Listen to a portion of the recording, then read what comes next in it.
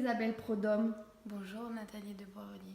Tu viens d'écrire La vie greffée et c'est ton histoire. Tu es née sous X et tu es partie à l'origine de la quête pour savoir qui était ta mère biologique. Alors raconte-moi, qu'est-ce que déjà être née sous X?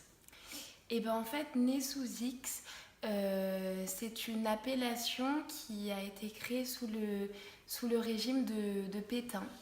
En fait, née sous X, c'est permettre aux femmes d'accoucher dans l'anonymat et de rester anonyme jusqu'au terme, en fait, jusqu'à ce qu'elles veuillent dévoiler le secret ou non d'ailleurs. Voilà. Voilà ce que c'est un peu la naissance. C'était une solution pour protéger l'enfant à naître, pour éviter éventuellement des infanticides et des avortements. Tout à fait. Ça a été une solution d'abord pour protéger les femmes qui avaient beaucoup soit été violées, on en parlait notamment à la Seconde Guerre mondiale, notamment avec les femmes qui avaient été violées où on disait qu'il y avait pactisé avec l'ennemi notamment, et donc ça a été pour protéger ces femmes-là, pour vraiment qu'elles évitent d'avorter ou fassent des infanticides, voilà, et qu'elles soient protégées d'abord elles, voilà, à ce niveau-là. Et aujourd'hui, en 2017, il y a encore des enfants qui naissent sous X? Exactement, il y a encore des milliers d'enfants qui naissent sous X chaque année. Voilà, donc c'est un accouchement qui continue, donc qui est différent de l'accouchement sous le secret, puisque là c'est beaucoup plus compliqué de rechercher ses origines avec l'accouchement sous X, puisque l'acte de naissance, le premier acte de naissance qui est fait pour l'enfant, il y a plein de X à l'intérieur, notamment l'identité de la mère et où elle se trouve, pour éviter justement de dévoiler les informations que la mère ne veut pas dévoiler à ce moment-là. Voilà. Pourquoi c'est important pour les enfants qui sont nés sous X de pouvoir accéder à un moment donné dans son parcours de vie à son histoire, voire retrouver sa mère biologique? Alors, il y a plusieurs raisons. Chaque personne adoptée, j'ai envie de dire, a une raison en particulier qui le pousse à rechercher ses origines.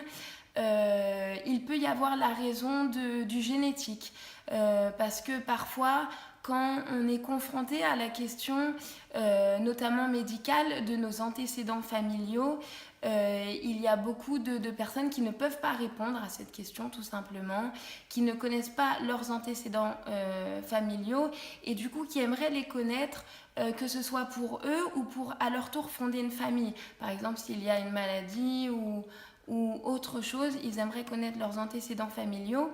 Après, il y a beaucoup une soif de recherche de vérité, rechercher pourquoi en fait on m'a abandonnée, est-ce que je n'étais pas aimable, qu'est-ce que j'avais, quelle était l'histoire et les circonstances de ma mère à ce moment-là et de mon père pour m'abandonner.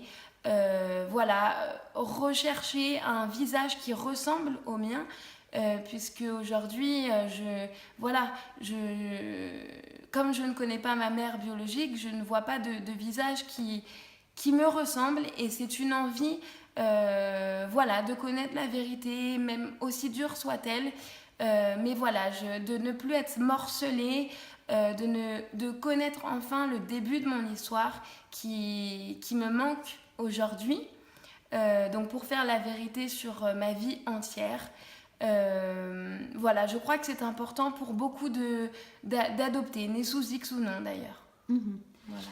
Et toi, donc tu as parcouru cette quête, comment ça s'est passé pour toi? Alors pour moi, il y a eu deux étapes majeures. La première étape, je l'ai faite à Paris, puisque moi je suis née à Paris. Donc la première étape à faire, c'est de d'écrire au département où j'ai été adoptée, faire une lettre par écrit pour réouvrir mon dossier d'adoption. Donc à ce moment-là, j'ai eu un rendez-vous avec la pédopsychiatre qui s'est occupée de mon adoption et qui m'a qui m'a mis devant moi mon dossier d'adoption. Alors il faut savoir que ce dossier-là est je dirais une pochette surprise, puisqu'il peut y avoir tout dans ce dossier ou rien. Pour ma part, j'ai eu plusieurs documents, dont un document qui m'a assez marquée, parce qu'il y avait des informations, mais j'ai envie de dire, il y avait assez d'informations pour que je puisse continuer ma recherche, mais voilà, pas assez pour m'arrêter dans ces recherches-là.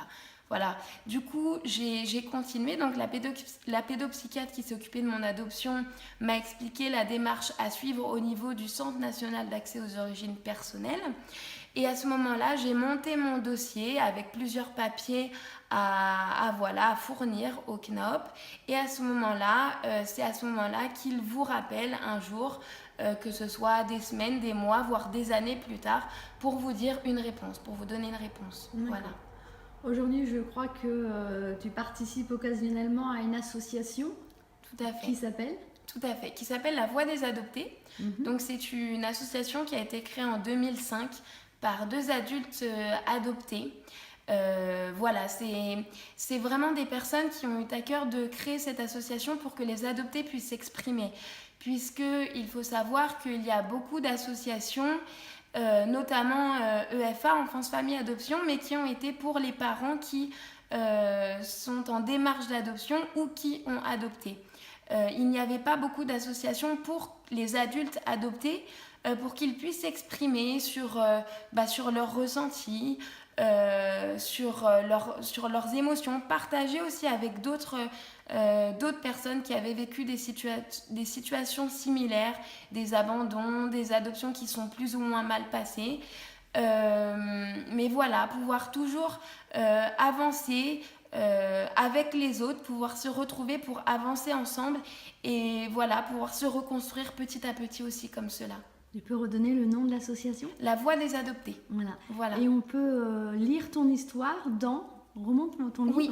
Voilà. Alors, La vie greffée, voilà, d'Isabelle Prodhomme, aux éditions Jubilé. Voilà, exactement. Eh bien, merci Isabelle. Merci à vous Nathalie.